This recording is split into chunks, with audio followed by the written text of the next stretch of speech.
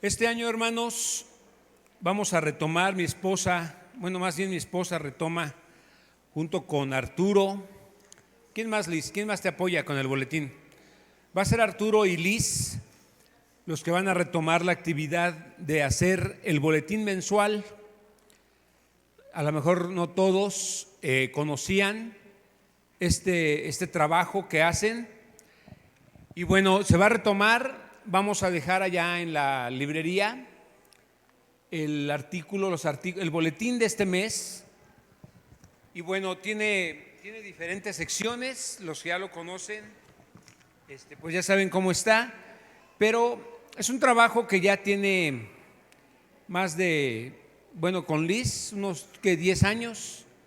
Y es una actividad que se ha hecho ya por muchos años. Antes la llevaba el pastor Fermín.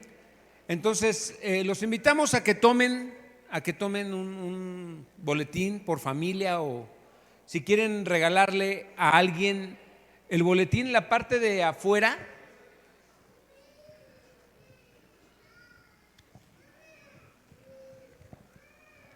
Miren, la parte de adentro se la pueden obsequiar a alguien, ¿sí? Y la parte de afuera, pues es información que tiene que ver con nuestras reuniones, con nosotros, los que cumplen años.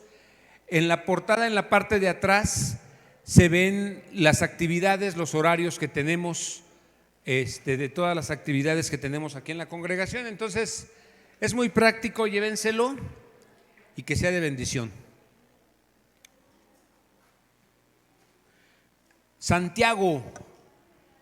Vamos a Santiago capítulo 3. Había hecho una pausa en nuestro estudio de Santiago y bueno, el día de hoy lo vamos a retomar. Esta carta de Santiago, hermanos, hace una referencia, está inspirado en el Sermón del Monte de nuestro Señor Jesucristo. Y también está inspirado en el libro de Proverbios.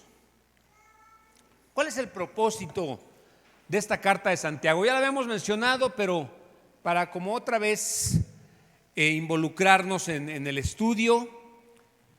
El propósito de Santiago básicamente es animar a los que somos creyentes a vivir en integridad, ¿sí? Ahora, lo que quiere Santiago con esto es que seamos personas donde nuestras acciones correspondan con las convicciones que tenemos, con lo que hemos creído. Entonces, Santiago nos invita a que lo que decimos de nuestra fe, de nuestro Señor Jesucristo, a lo que anunciamos como nuestra fe, pues que esto tenga que ver con lo que vivimos día con día. Hemos creído en nuestro Señor Jesucristo como un Señor bueno, un Señor que nos ama, un Señor que nos perdona. Hemos creído en el perdón de pecados. Y entonces, si esto lo vamos a llevar a nuestra vida diaria, a nuestras acciones, pues esto nos permite también perdonar a los que nos ofenden, ¿sí? Tener gracia y misericordia con aquellos que no han conocido estas verdades. Entonces, esto es en esto consiste el libro de Santiago. Tiene que ver con poner por obra lo que hemos creído y que corresponda con lo que vivimos todos los días. Ahora, la realidad, hermanos,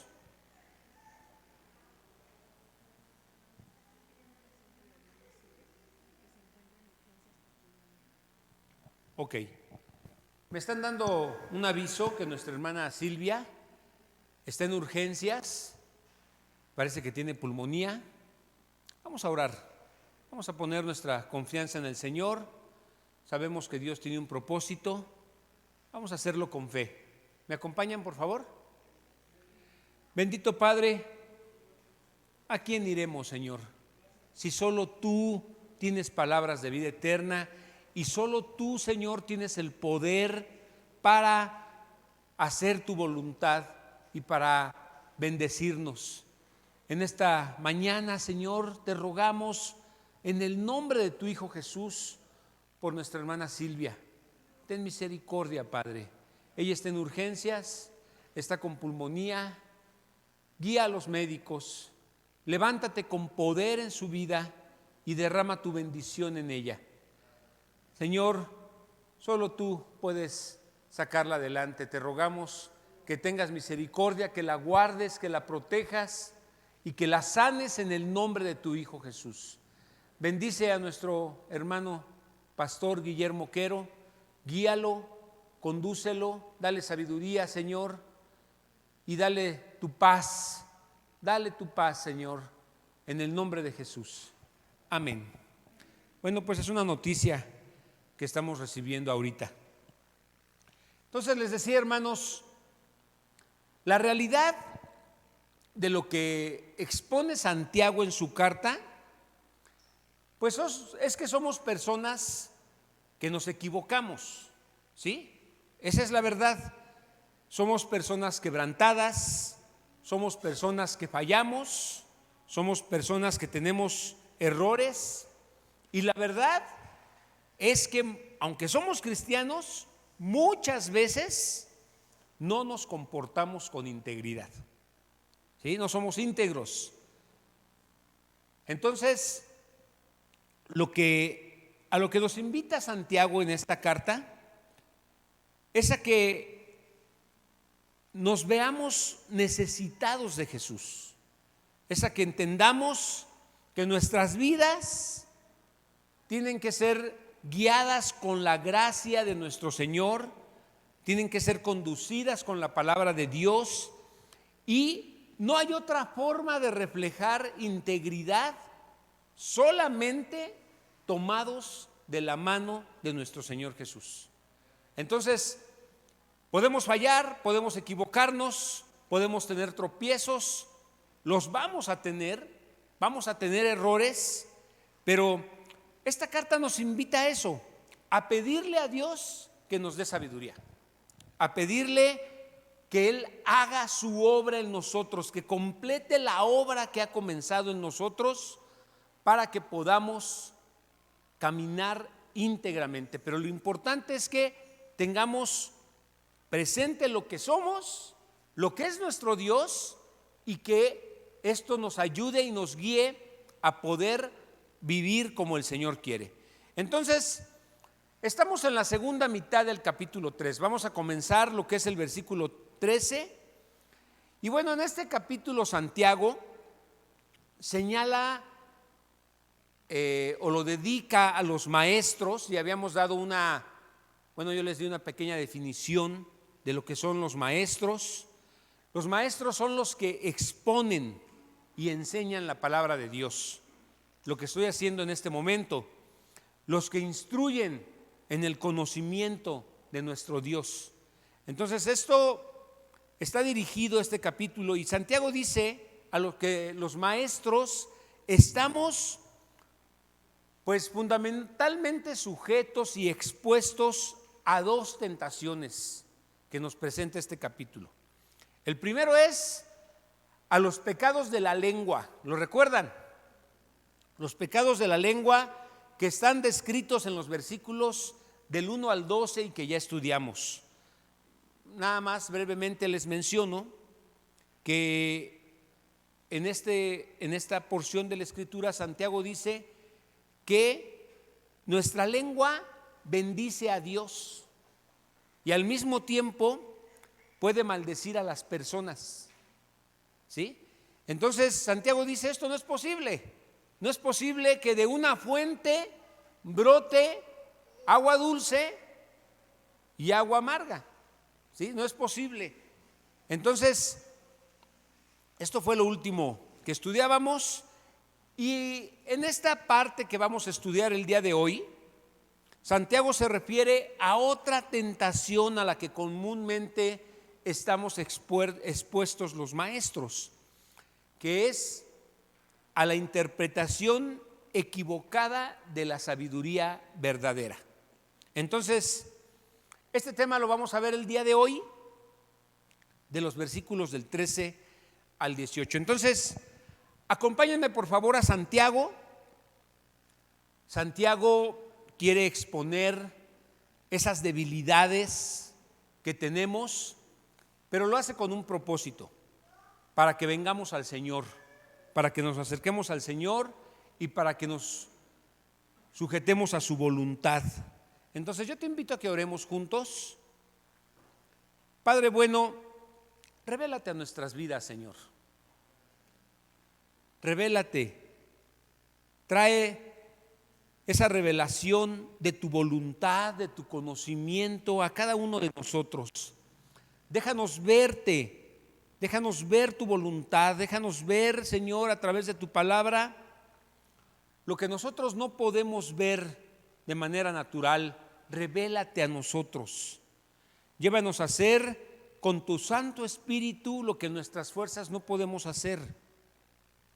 Te pedimos, Señor, que nos llenes del poder de tu Espíritu y que nos conduzcas para hacer lo que es agradable a ti, lo que a ti te gusta y lo que tú quieres que hagamos.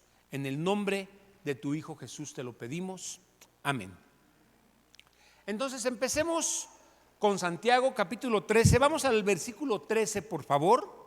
Vamos a comenzar con este versículo. Dice así. Vamos a esperar a que lo pongan para que todos me sigan. Si puede ser en la Nueva Traducción Viviente, se los voy a agradecer. Ok, dice: si ustedes son sabios y entienden los caminos de Dios, demuéstrenlo viviendo una vida honesta y haciendo buenas acciones con la humildad que proviene de la sabiduría. Lo voy a volver a leer, por favor, sígueme. Léelo conmigo. Si ustedes son sabios y entienden los caminos de Dios, demuéstrenlo viviendo una vida honesta y haciendo buenas acciones con la humildad que proviene de la sabiduría. ¿Sí? ¿Has conocido a alguien que actúa como sabio? Que dice ser sabio o que presume ser sabio, pero que vive como necio. Bueno, la sabiduría verdadera puede medirse, hermanos. ¿Sí? Nosotros podemos medir cuál es la sabiduría verdadera, porque hay diferentes tipos de sabiduría. Y bueno, la sabiduría verdadera la vamos a medir por la profundidad de carácter que tiene cada persona. Entonces, así como nosotros podemos identificar de qué fruto es, de qué árbol es cada fruto, ¿sí?, que se produce. Cuando tú ves una mandarina, pues sabes que es un fruto que dio un árbol de mandarinas, no lo dio un mango, ¿sí? Bueno, así como podemos identificar eso, también podemos evaluar cada uno de nosotros la sabiduría que tenemos, y lo vamos a hacer por la forma en la que actuamos, por la manera en la que vivimos. Entonces, lo que va a hacer Santiago en esta porción de la Escritura va a considerar a los sabios y los va a poner bajo un escrutinio, les va a poner la lupa, ¿sí? Entonces, no les va a hacer un examen teológico. Lo que va a hacer es considerar a la luz de su conducta sus acciones, sus obras, cómo viven, cómo deciden, cómo caminan, cómo hablan.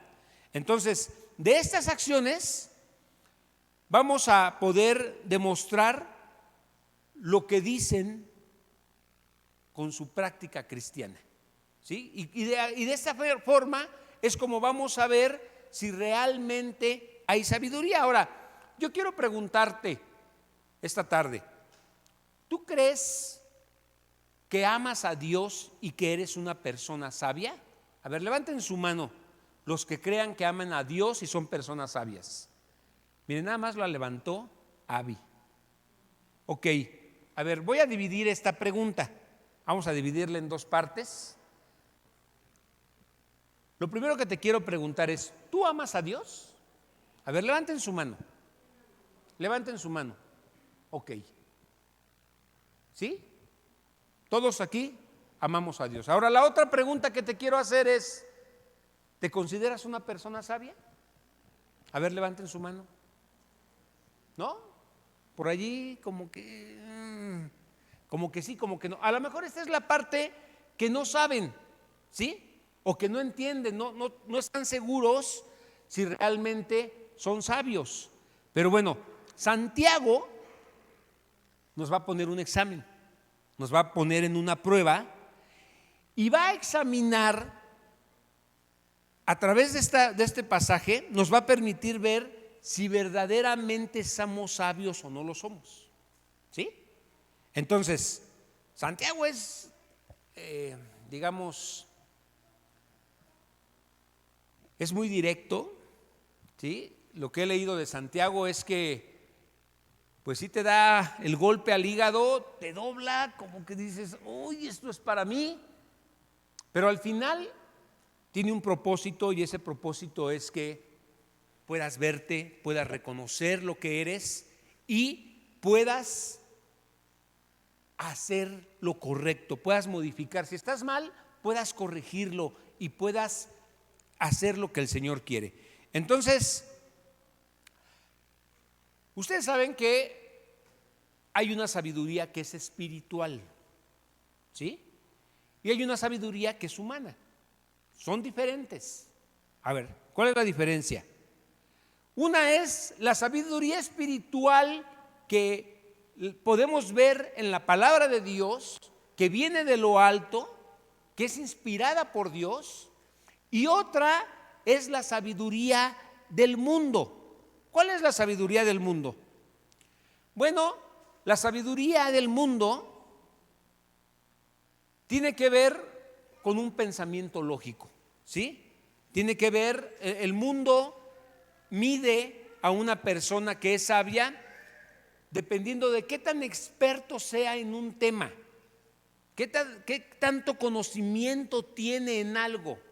Y entonces tienen diplomados, tienen de alguna manera tienen un reconocimiento de eso en lo que se han vuelto expertos. Entonces el mundo así es como reconoce quién es más, quién sabe más de algo que otra persona. Pero la sabiduría bíblica está relacionada con las acciones, con la manera en la que decidimos, por cómo nos comportamos, ¿sí?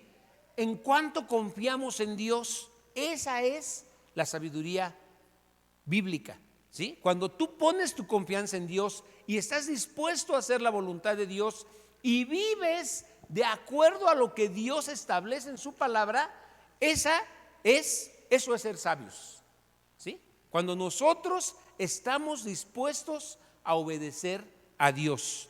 Entonces, es sabiduría precisamente porque estamos obedeciendo a algo que Dios estableció.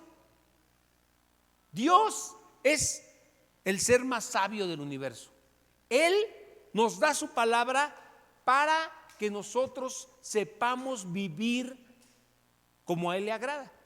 Y entonces Él pone los estándares. Él decide qué es bueno y qué es malo, qué es agradable para Él y qué es desagradable para Él. Entonces, si nosotros obedecemos cada día al Señor, nos podemos considerar personas sabias que estamos haciendo la voluntad de Dios. Son actos de humildad, actos que manifiestan que dependemos de Dios, que hacemos lo que a Dios le agrada. Otras versiones dicen que es una sabia mansedumbre. Ahora, ¿qué quiere decir esto de sabia mansedumbre? Que se producen bajo la siguiente actitud: que hay un Dios, ¿sí? Pero que ese Dios no soy yo. Porque hay muchas personas que se sienten tanto, que se creen tanto, que se sienten como Dios, que se sienten que nadie les puede decir nada, que se sienten que tienen la razón en todo, que nadie las puede corregir, que ellos son los que conocen todo, que saben de todo. Entonces necesitamos ubicarnos y entender que hay un Dios, pero que ese Dios no soy yo ni eres tú. ¿Ok? Ahora, hay otras personas que tienen una actitud humilde. ¿Sí? Reconocen que lo que saben y que lo que entienden proviene de Dios. Identifican perfectamente quién es Dios y quién es Él, quiénes somos nosotros. Entonces, esto es necesario. Necesitamos ubicarnos y reconocer cuál es nuestro lugar. ¿Por qué estamos aquí? ¿Quiénes somos nosotros? Y necesitamos entender que nuestras vidas fueron salvadas, ¿sí? Si hoy estamos mejor que antes, si hoy pensamos mejor que antes, si hoy entendemos más lo que dice la palabra del Señor, ha sido por su misericordia. Y nosotros necesitamos entender que no estábamos así. Fue necesario que el Señor nos salvara, porque íbamos a la muerte eterna, ¿sí? Fuimos alcanzados por la gracia del Señor, que esto no se nos olvide nunca. Éramos personas despreciables, éramos personas que merecíamos la muerte.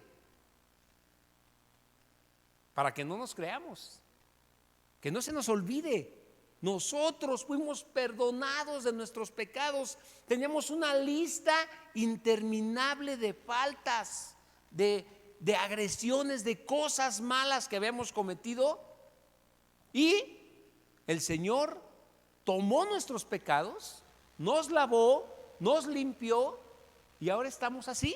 Pero ha sido gracias a ¿quién? Gracias a Dios, por la misericordia de Dios. Entonces, ¿cómo te está yendo en el examen? A ver, del 1 al 10 yo ahorita puedo decir que tengo -10. La verdad, ¿sí? La verdad es esa. Y por eso Santiago te confronta, ¿no? Y por eso de repente sientes que está fuerte la palabra, pero esa es la verdad. No te sientas mucho, no te creas el sábelo todo, el que todo lo ve y todo lo entiende. Ese solamente es Dios el que lo sabe todo. Y los otros que en su misericordia entendemos ciertas cosas de la palabra, ha sido gracias a Dios. Ok, versículo 14 y 15, regresemos a Santiago, dice: pero si tienen envidias amargas y ambiciones egoístas en el corazón, no encubran la verdad con jactancias y mentiras, pues la evidencia y el egoísmo no forman parte de la sabiduría que proviene de Dios. Dichas cosas son terrenales. Esas cosas, o sea, la envidia y el egoísmo, son puramente humanas. Eso no proviene de Dios. ¿De quién provienen? De Satanás. Dice aquí, son puramente humanas y demoníacas. Entonces, si de repente hay envidia en ti, hay egoísmo, hay amargura, ¿sabes qué? Eso está inspirado por Satanás. No es sabiduría de Dios. Por mucho que sepas y por mucho que conozcas, ten cuidado, ¿sí? Entonces, lo que estamos viendo aquí, parece que Santiago conoce muy bien las áreas y las debilidades que tenemos los creyentes. Entiende muy bien, conoce la raíz del pecado. Y entonces Santiago está exponiendo, ¿sí?, la raíz de quiénes somos, de dónde proviene nuestra naturaleza, por qué somos como somos. Ahora, ¿cuáles son los problemas fundamentales con los que batallamos día a día? Aquí los menciona. Son el orgullo y la envidia. Esas cosas, y le está hablando a los cristianos, ¿sí? Nos está hablando a nosotros también. Estas cosas son lo que quiere exponer Santiago: el orgullo y la envidia, los celos amargos y la contención. Dice aquí que están inspiradas por el diablo. Ahora, es fácil para nosotros ser atraídos a deseos equivocados por la presión social y muchas veces por cristianos malintencionados, ¿sí? No porque estamos en una congregación significa que no vamos a tener celos, que no vamos a tener envidias. A veces son nuestros propios hermanos en Cristo los que con sus malas intenciones nos pueden conducir o pueden ser una influencia para que nosotros nos comportemos de una manera equivocada, ¿sí? Sin integridad. Entonces, buscar la sabiduría de Dios, hermanos, nos va a librar de la necesidad de comportarnos como los demás. Buscar a Dios, buscar en su palabra, caminar tomados de la mano del Señor, es lo que nos va a hacer que no codiciemos cosas que no son de Dios, sino que son inspiradas por Satanás. Ahora, recuerden lo que decía Jesús en el Sermón del Monte: bienaventurados, ¿quiénes? Los mansos, ellos heredarán la tierra. Los mansos van a poseer la tierra. Y Jesús mismo lo dijo, que Él era manso y humilde de corazón. ¿Lo recuerdan? Entonces, los mansos son bienaventurados a los ojos de Dios. Déjenme leerles algunas citas que hablan de la mansedumbre y que tiene que ver con esto que Santiago nos está diciendo, ¿sí? Para poder ser sabios según el concepto bíblico. Vamos, por ejemplo, a Proverbios capítulo 1, versículos 7 y 8.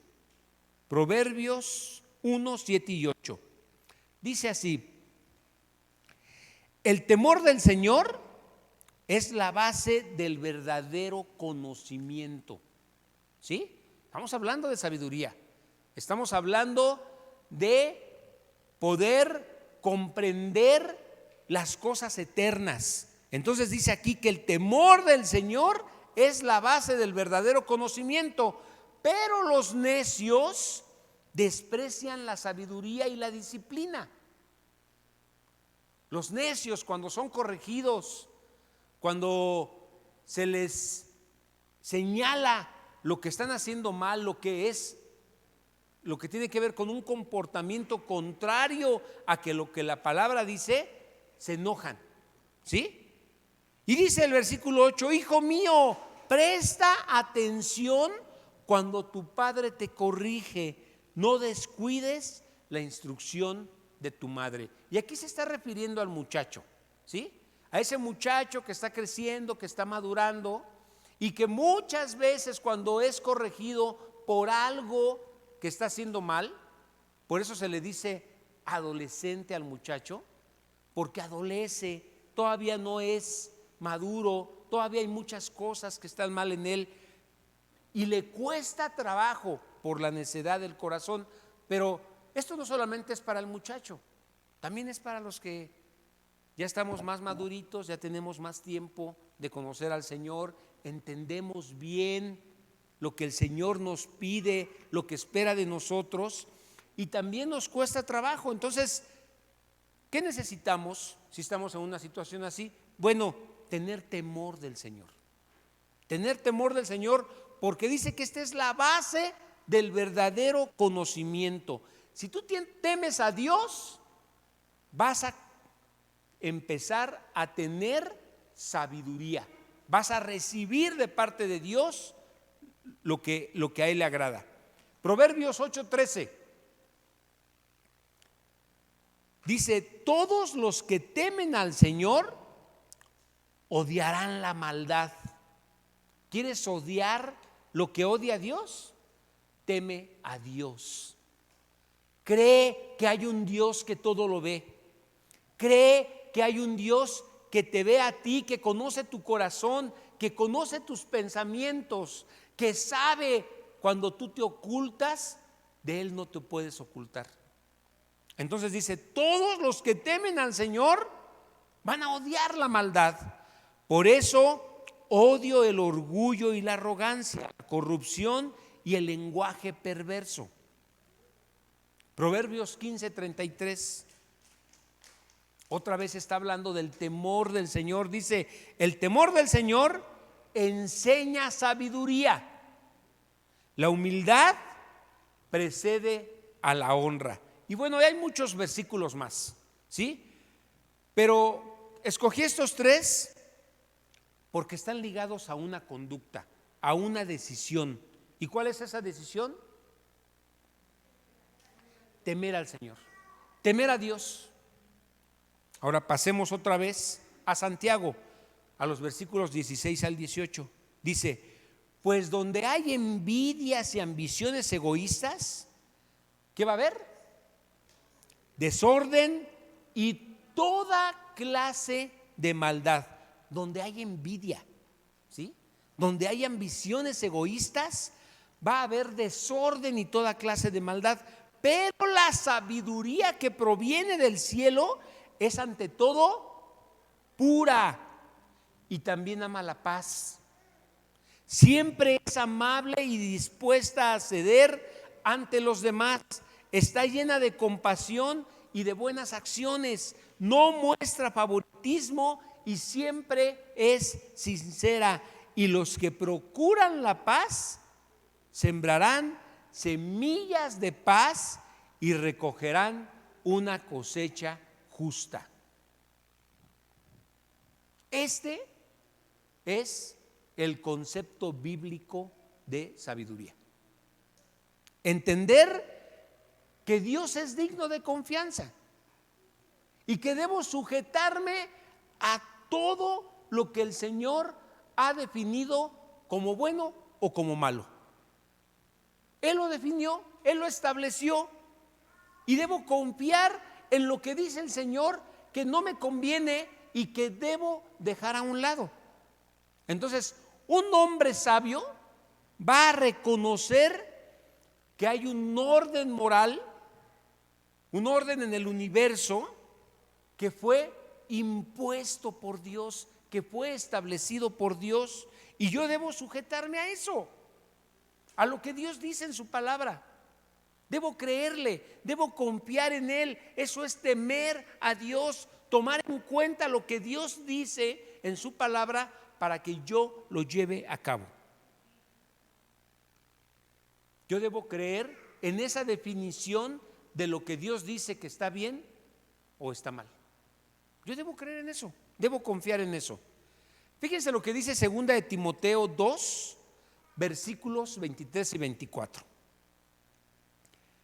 Está hablándole Pablo a Timoteo, ¿sí? Le está hablando como un maestro. Y fíjense lo que le dice, te repito, no te metas en discusiones necias y sin sentido que solo inician pleitos.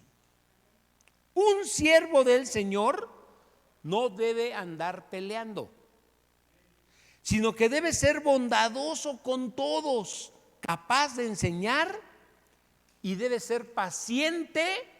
¿Con quiénes? Con las personas difíciles, ¿sí?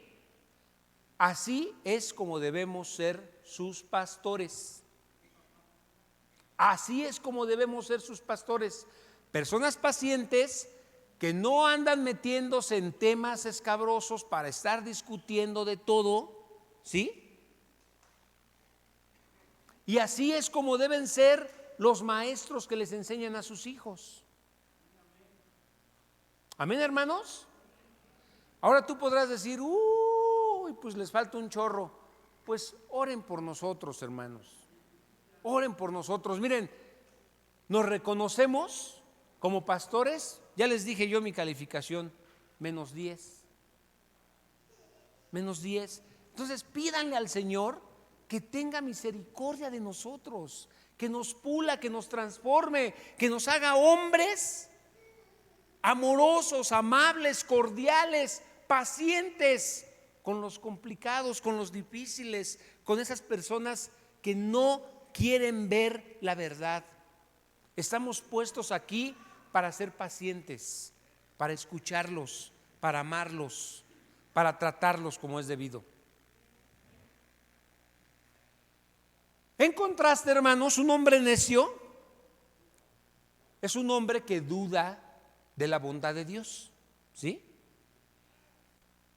Y que se conforma porque siente que él es dueño de su destino, que él tiene control de lo que hace, que él decide qué está bien, qué está mal. Eso es un necio, porque ya vimos que el que determina lo correcto, lo bueno, lo malo, es Dios.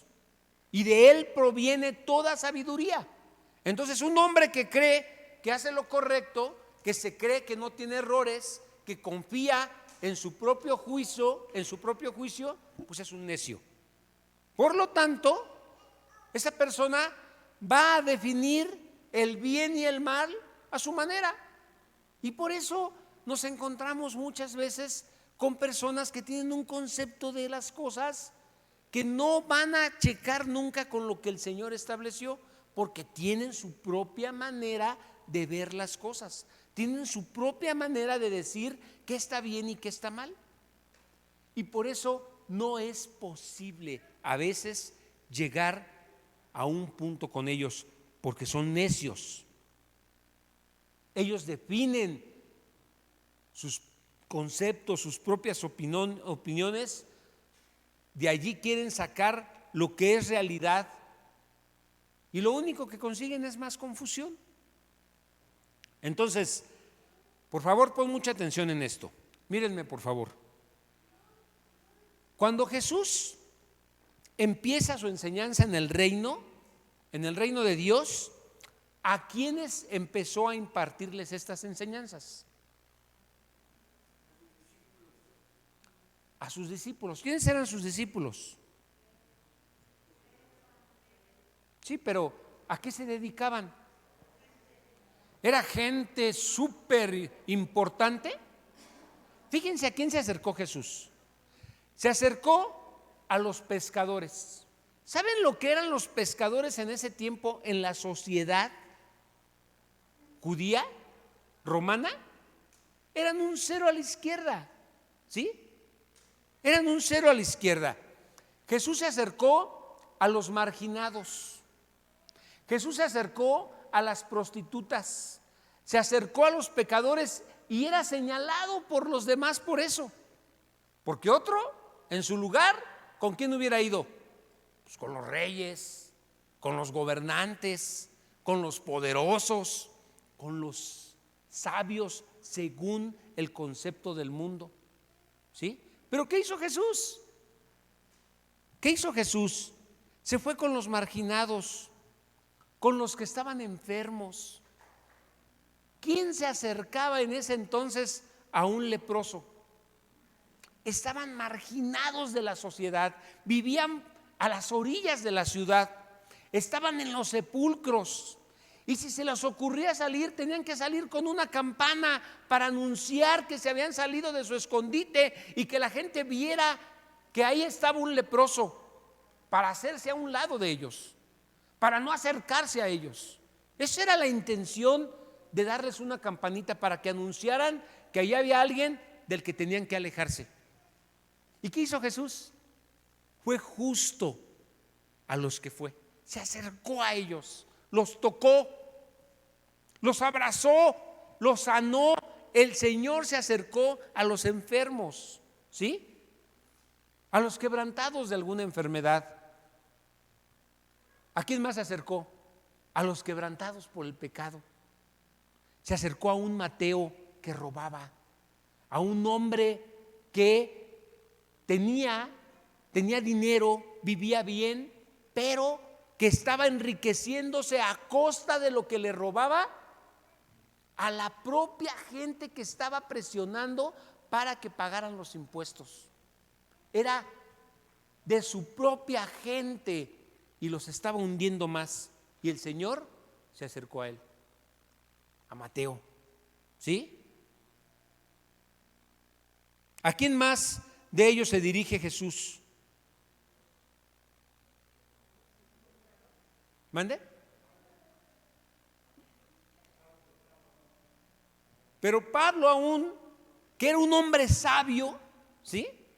Era un hombre que estaba persiguiendo a la iglesia, que estaba en contra de lo que el Señor había establecido. A Pablo le abre los ojos. Por eso yo oraba hoy: ábrenos los ojos para ver lo que no podemos ver. Ábrenos los ojos para entender lo que no podemos entender con nuestra capacidad humana, y guíanos con tu espíritu para hacer lo que en nuestras fuerzas no podemos hacer.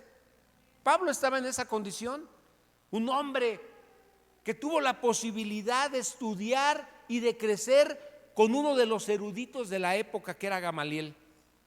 Él fue su maestro, y Pablo tuvo la bendición de recibir directamente la enseñanza de ese hombre. Y después Pablo dice: pero todo esto es basura, todo esto lo tengo por basura, nada de eso que adquirí me sirve. Eso no es la sabiduría de Dios. La sabiduría de Dios aquí está reflejada en cómo Él actuó, con amor hacia el necesitado, hacia el quebrantado, hacia el complicado, hacia aquel que estaba marginado, que era señalado.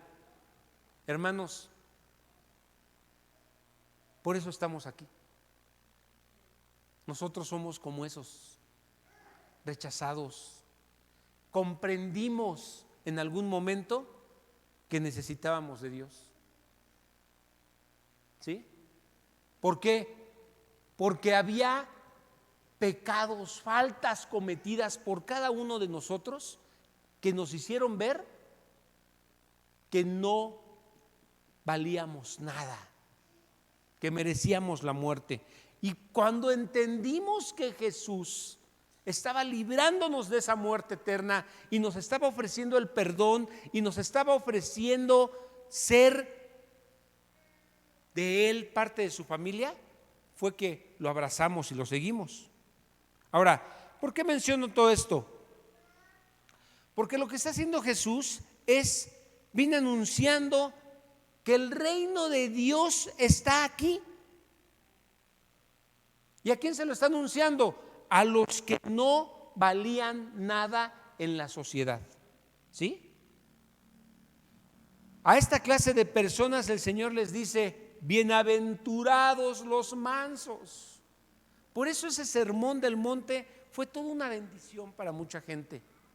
Lo recibieron con mucha alegría. Estaban miles escuchando ese sermón, y cuando escuchan bienaventurados los mansos, fue una bendición para la gente. Ahora, ¿qué es mansedumbre?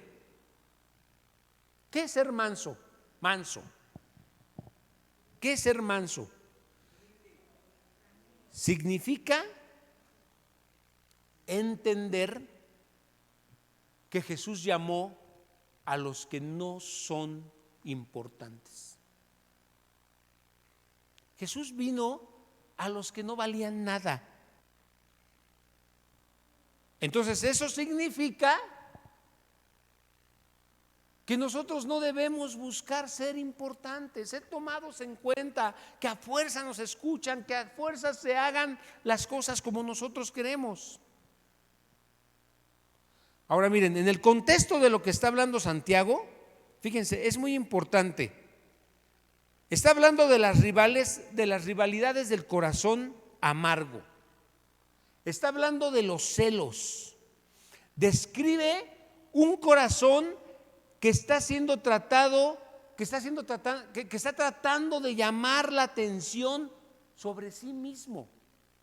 ¿Sí? Que se considera más importante que los demás y por consiguiente quiere imponer su opinión. ¿Se dan cuenta la diferencia de lo que es ser un necio y ser manso? de lo que es ser menso y lo que es ser manso? ¿Sí? La mansedumbre tiene que ver con cómo me veo a mí mismo. Si yo entiendo que yo, en mi capacidad de lo que soy, en mi forma de ser, no tengo absolutamente nada digno de ser considerado. Si tengo algo bueno, tengo que entender que lo que tengo no fue producido por mí, fue producido por Dios. Si comprendemos eso, hermanos, si tú comprendes que has logrado un grado de conocimiento, has logrado recibirte, has logrado un título universitario, estás siendo usado para llevar una práctica, porque te has vuelto un especialista en eso, aún eso, el Señor te lo dio. El Señor te lo dio. Si eres manso, vas a reconocer que el Señor te lo dio. Porque ¿qué es lo que vemos? ¿Por qué a un médico, por ejemplo, cuando sana el enfermo, le cuesta trabajo oír que dicen gracias a Dios? Y hasta dicen gracias a Dios, si yo lo sané, yo estudié y por eso sanó, por lo que yo le receté y por lo que yo le di. Soberbio, necio. Aún ese don, esa capacidad que tienes para sanar y para ayudar a otros, es algo que el Señor te dio. La sabiduría proviene de Dios. Entonces, si me concibo como alguien que merece atención, que merece ser oído, que tiene que ser escuchado, estoy siendo necio. Que mi opinión es algo digna de ser defendida y atendida, estoy siendo necio. Pero si estoy viendo o me estoy viendo como alguien que Jesús ha llamado, si me estoy viendo como alguien del cual Jesús tuvo misericordia y me bendijo con un don, y me permite tocar el piano. No todos tienen ese privilegio como lo tiene nuestra hermana Eli, pero es un don de Dios. El Señor te bendijo y por eso puedes bendecir a muchos, ¿sí? Y cuando cantas y le das la gloria a Dios y tienes la capacidad de afinarte y que otros te sigan para que no se oiga descuadrado el asunto, es un don de Dios. ¿Sí? Y entonces pensar así te va a hacer que no estés centrado en ti mismo. Te va a hacer entender que Jesús te ama, ¿sí? Y que somos muy importantes y somos valiosos para Jesús, y por eso el Señor repartió a cada uno dones. Esto es mansedumbre, hermanos. De eso se trata. Entonces, la palabra manso en griego, fíjense, la palabra manso en griego describe a un caballo que había sido quebrantado y domado. ¿Te imaginas un caballo? ¿Sí? Un caballo es muy fuerte. Imagínense poder controlar unos 400 kilos de peso. Pero un caballo no es útil si no está domado. Un caballo salvaje con toda esa fuerza, pues, imagínense todo el mal que puede hacer hasta que es domado. Entonces puede ser útil y puede ser de bendición. Y este es el sentido de alguien que ha recibido y que ha aceptado la voluntad de Dios, la voluntad de Jesús, y que confía en Jesús. Entonces, la sabiduría que produce el corazón, que transforma un corazón, es un regalo de Dios. ¿Sí, hermanos? Vamos a resumirlo. El maestro o el hombre sabio y entendido, ¿qué va a mostrar?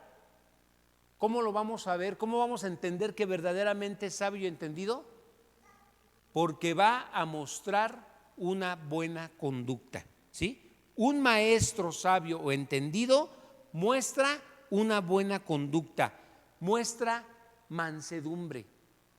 No se siente Dios, no se siente más que los demás, no humilla a nadie, ¿sí?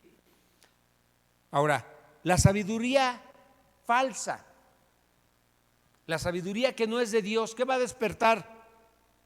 Bueno, va a despertar envidia, va a despertar una ambición egoísta, va a despertar orgullo y va a despertar inconsistencia. Si tú estás luchando y siendo afectado por estas cosas, es porque te sientes el muy o la muy, crees que eres sabio y estás en estos conflictos, enredado en estos conflictos porque estás confiando en ti, ¿sí? No proviene de Dios, proviene de lo terrenal, de lo sensual, proviene del diablo. En tercer lugar, la sabiduría verdadera, ¿de quién dijimos que proviene? Proviene de Dios, proviene de lo alto, no proviene del mundo. Tú no vas a poder conseguir sabiduría estudiando y esforzándote. Solamente la vas a poder conseguir si se la pides a Dios. Y en esto consiste este capítulo de Santiago. Pídele sabiduría a Dios. ¿Te sientes falto de sabiduría? ¿No tenías claro si eras sabio o no eras sabio?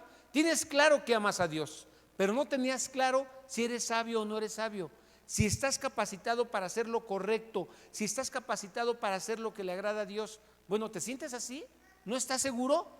Pídele a Dios que te dé sabiduría para que tú seas una persona que en el momento que tiene que tomar una decisión, decida en base a lo que Cristo quiere que hagas. ¿Te gustaría vivir así? Siendo sabio, que cuando vienen los problemas de la vida, las dificultades de la vida, los momentos cruciales, sepas hacer lo que a Dios le agrada. Pídele a Dios que te dé sabiduría. Dice Mateo 5:8, bienaventurados los limpios de corazón, porque ellos verán a Dios. La sabiduría es pura, hermanos. Significa que es sin falta, sin profanación, separada de la impureza, de lo malo. No puede algo puro estar al mismo tiempo conviviendo con lo que es impuro. Por eso nos pone este ejemplo. De una fuente no pueden salir aguas negras y aguas limpias, puras. No puede salir agua cristalina. ¿Por qué? Porque se van a contaminar. ¿Sí? No puedes abrir la llave y decir, esta parte del chorro de agua está limpio, este sí salió con basurita. Todo está contaminado si sale con basura. Entonces, como creyentes, no podemos tener un pie en el mundo y un pie en la iglesia, porque nos vamos a contaminar. Necesitamos caminar y vivir de acuerdo a lo que el Señor estableció en su palabra. Necesitamos obedecer en todo, no en lo que yo quiera, no en lo que parece sencillo, no en lo fácil. En todo necesitamos hacer las cosas como el Señor las estableció. Eso es vivir sabiamente, ¿sí? El propósito de este mandamiento es el amor nacido del corazón limpio y de la buena conciencia y de fe no fingida. Esto lo dice 1 Timoteo 1:5. En tercer lugar, la sabiduría es benigna. ¿Qué quiere decir? ¿Qué quiere decir benigna? Que es razonable, que está dispuesta a escuchar, ¿sí? Que está dispuesta a aceptar cuando nos equivocamos, cuando estamos en lo incorrecto. está llena de misericordia, significa que debe tener sentimientos de misericordia, de compasión, de afecto, de bondad. La sabiduría que viene de lo alto está llena de buenos frutos. ¿Qué quiere decir esto? Que el maestro sabio realmente extiende la mano y ayuda a los que se encuentran en problemas, en dificultades. Un buen maestro ve por los necesitados, por los que están mal. Es imparcial. El maestro imparcial no muestra favoritismo hacia los demás, no tiene consentidos, ¿sí? Y la sabiduría verdadera es sin hipocresía. El maestro no trata de engañar a nadie, no enseña una cosa y hace otra. Segunda de Corintios 1:12 dice: porque nuestra gloria es esta, el testimonio de nuestra conciencia, que con sencillez y sinceridad de Dios, no con sabiduría humana, sino con la gracia de Dios, nos hemos conducido en el mundo y mucho más con vosotros. Segunda de Corintios 2:17, pues no somos como muchos que medran falsificando la palabra de Dios, y delante de Dios hablamos en Cristo. ¿Cómo debemos ser? Dice: hijitos míos, no amemos de palabra ni de lengua, dice primera de Juan 3:18. No amemos de palabra ni de lengua, sino de hecho y verdad. Si realmente eres sabio, se va a notar en tus acciones. No en fanfarronear, no en decir cuánto sabes, no en querer demostrarle a los demás cuánto conocimiento tienes de las cosas.